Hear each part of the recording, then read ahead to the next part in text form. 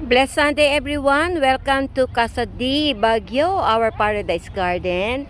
Our lighthouse is shaping up today. And we are doing some barbecuing here in his house. The neighbor are so cheery. Nice neighborhood, you know.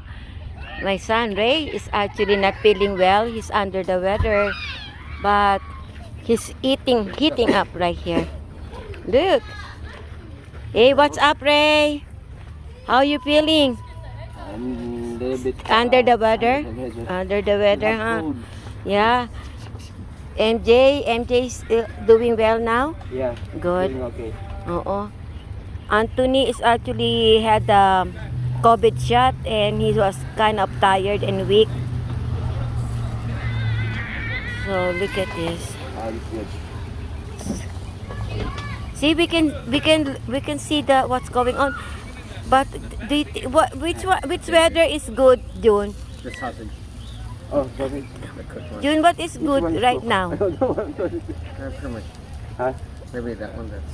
This one? Yeah, the I next think one. ayaw mo well done yan a little bit, Mike. Isa pa? Ah, sa kanya. One more? It's Omar. Omar, the sausage is already cooked because they boiled it. Yeah. Okay? Hey, Omar, that's yours. This is Omar, my good friend. He's helping me around the garden. You know, he is willing to be in the podcast because we have a good topic. We're gonna be tackling, huh? No? Good. Because we wanna wake up the country, right? We're gonna save the world. I'm gonna talk to you about it, Mike. So, hi, Mike. Wala si Tony. Is Tony? Class. Oh, doing class. Tony is doing her class actually, and Cheryl and MJ is still in the house. This is very exciting, huh? But is it better to do it in the afternoon than morning, June? Because it's hot right now. No, because we're under the tree. It's Oh yeah, not that look. hot yet. You know We what? have to sit. Actually, Omar know a lot about trees and medicinal plants and trees. So he said this is a really good line. But you should see this. Okay, and he said you can put it in the hamburger, June. And then we just find out that this guava tree. Listen, guys. That this guava tree is not a regular guava tree.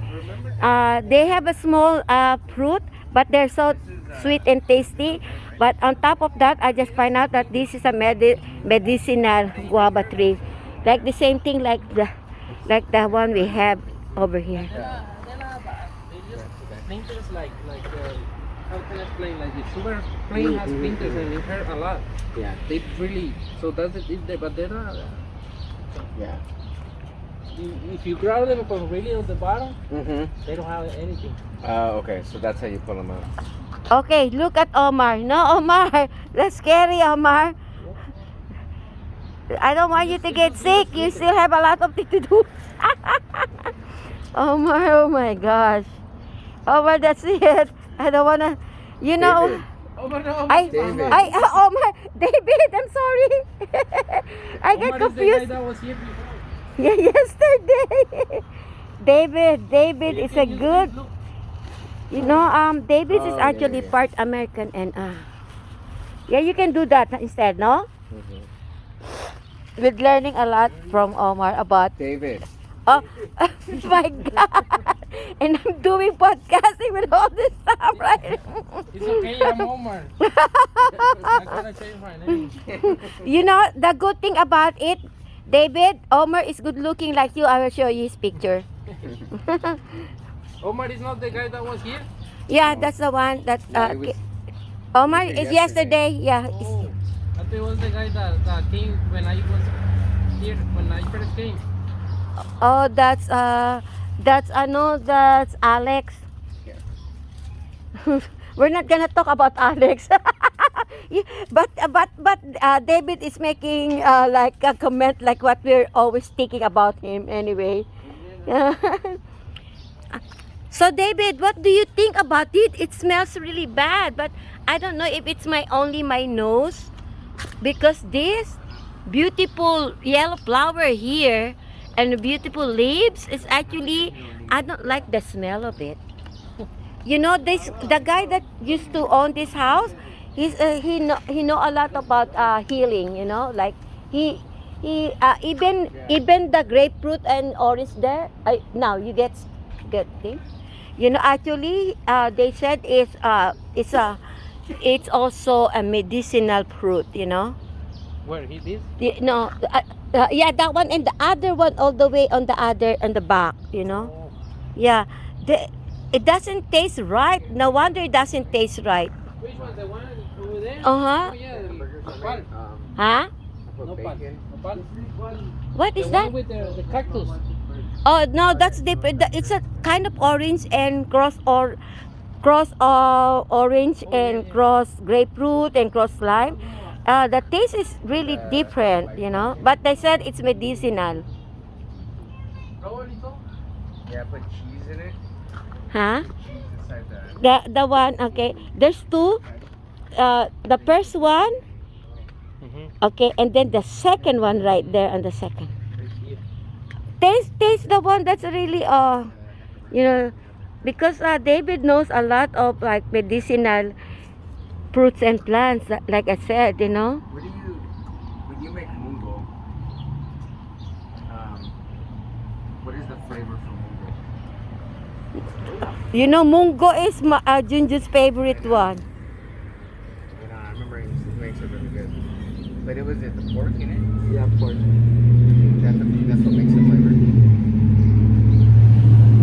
What kind of pork? Do you guys know what they're talking about? They're talking about mongo Pork butt or mungo. or pork belly. Pork belly. You know, my mom put pork belly and also shrimp or hibi, you know? Hibi is good. Hibi, that's the Hibi, yeah. Yeah, I know how to make Hard that. to find a hibi here.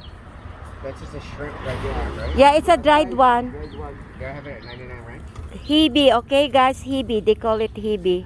The shrimp hibi is good for, even for sprouted, di ba Jun? Yeah. Yung toge. Oh my God, the toge is good. And then you put tokwa. You put tokwa. Yung mungo, when you Mhm. soak it in water, it will turn into bean sprout. Oh, okay. I wanna show you my my pan actually. Hold on. This is my solar light and bird bath. Actually, last night the light is on, and the last time we had barbecue, Mark is talking to me, and it's like getting crazy. The light, it's like blinking like so fast, like lightning, like bagyo, you know. So beautiful at night because you see the light. But in the morning it's also, You're gonna eat here, right? huh? You're gonna eat here, right? Hindi kasi masasayang yung oras ko sa binabayad eh. Shoot. Ay, teka muna. Ha? We're gonna go, right? But Raymond's gonna. Yeah, He's gonna eat here. yeah. Cheryl will come. You wanna Yeah. pick them up na? Yeah. Okay. I can So, just. hinaan mo na lang. But where is mine? I want mine to be Here burned. is this one, right? Bakit ang tagal masunog yun sa akin? Eh, yung pa naman nasa gitna. Are you sure that's mine, June? Okay. This one? Yeah. June, asan? Yeah. Alin yan? Ang daming yan eh. May ganun yung kay mama. Alin? This one? Ito ba? Yeah. Okay. Ito ba? Sige, lagay mo na sa ano. Here, look. I just took this one out. It's pretty burnt. Ha? Hindi kasi ginawa ko, pinitpit ko eh. No, I smash it. Like smack it. Sige nga, ilagay mo sa gitna. Where is the hardest? Ayun no, doon nag-aapoy. That one has like ito sa ano. Mahirap yung Right here? yeah, kasi there's a hindi ka ba na hihilo sa init? And then just one burnt sausage. I'll eat later. But I'm gonna bring one. O si Richard, pupunta ba rito? Kasi pagod eh, nag-feeding siya mag-isa. Oh, really? Thank you, Richard, for feeding program today by yourself. Baka dumating si Pastor Luz. Mom, this is yours. Ha? Thank you. Saan yan? Stater Brothers. Sa akin yan? Bakit? Saan nakuha yan? Huh? Saan nakuha? It's either yours or it's either... Oh, sa stated. Oh, yeah. Yeah. Okay, tignan mo to. Tignan mo David to. found it. Okay, look eh. Okay, look. May mga isda dyan. I'm gonna feed them. Yeah, you don't even find money anymore in America. It's like that. David, that's gonna be yours. Probably mine too.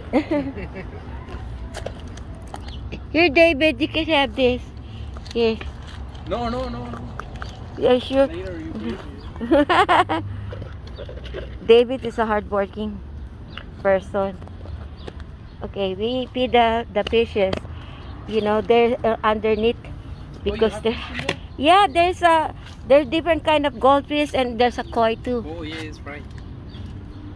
They're hiding because it's hot, you know. Mm-hmm. And then I bought the pump, and I can find it right now, and I just bought it. Today he cleaned my pan in the backyard, Mikey. Oh, really? Yeah, it's a big help because I have a back problem, David. And he was funny. He's just so strong. It's good to just have somebody that, you know, will just do. And he's very smart and quick thinker. He was telling me, no, do this and do that. And I said, oh yeah, you know what? How come you think it so fast? I just barely say something and he had the good solution right away. So it's good. So guys, you see what we're doing here so far. We're gonna be coming back later on, okay? Because we have to finish it. Okay, Mike, we'll see you later. Yeah, we'll see you later, Mike. Love you. Bye-bye. Thank you, guys. Love you. Have a blessed Sunday.